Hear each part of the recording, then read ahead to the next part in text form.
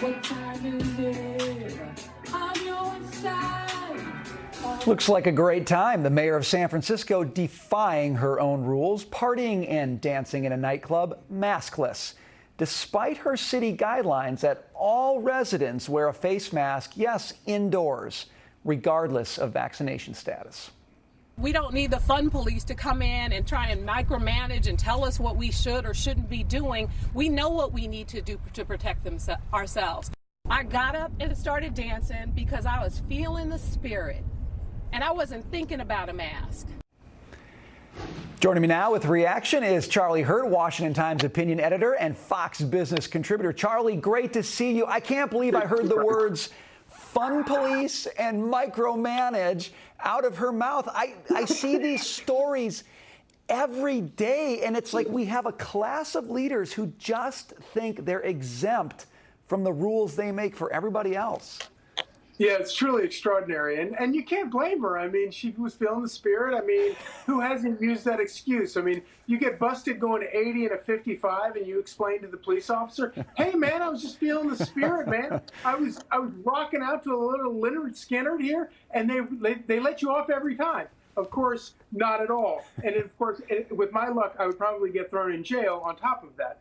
But no, it really is. This is kind of part of the whole problem we have here. It's that not only do they put these draconian, ridiculous, and often sort of unenforceable rules on the books, but then they turn around and they mock you. They laugh at you if anyone suggests that they're going to actually be enforced. And here's my bigger problem with all of it, Brian, is that when you come up with an unending, dizzying list of laws and rules, law-abiding people are going to try to abide by them, and they're the ones that get screwed over by all of it. And people who don't really care, who get carried away with the spirit, doesn't really matter. It doesn't affect them. They could care less. Charlie, I'm still caught on you in your car, rocking out to Freebird, going 80 miles an hour down the freeway. But I really do want to hit on the point you just made, because I think this is the big one. This is absurd, right? Her reaction to this is absurd. But there's a bigger issue when it comes to the rule of law. Do we make respectable rules? Because respectable people obey respectable rules, but they have a hard time when it's a dizzying array of things that don't make logical sense, and they know they don't because they see their leaders defying all of those rules. Yeah, and the real problem here, if you care about civil liberties, if you care about having checks and balances on authorities such as police officers, and I do, and I think all good police officers, for example, care about that.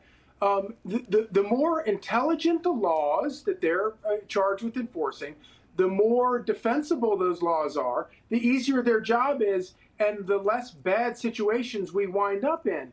But when you have laws like this that are designed to sort of criminalize everybody and get further and further into sort of criminalizing people who are just like walking into a store or just dancing at a club, as opposed to somebody who's like, I don't know, robbing a bank or something like that, the more you sort of creep that criminalization into the regular lives of law-abiding people, then you wind up turning everybody into sort of a petty criminal of sorts, and then at which point the police have an authority to just arrest anybody for any reason. And so I really wish our liberal friends would sort of wake up and realize this is a really bad path to be going down.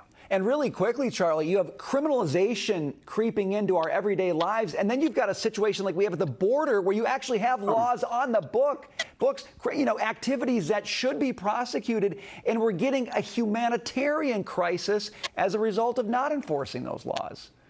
Yeah, absolutely. It's a perfect point. And the important thing about that to remember is that if people don't like those laws that at the border, then go change them. But of course, that would be political suicide. So if they don't change them, they just say, okay, well, we're not going to enforce them. Yeah, we'd actually have to legislate instead of making rules by executive fiat. Charlie, got to go. Always appreciate your time. Thanks, sir. Great to see you, buddy.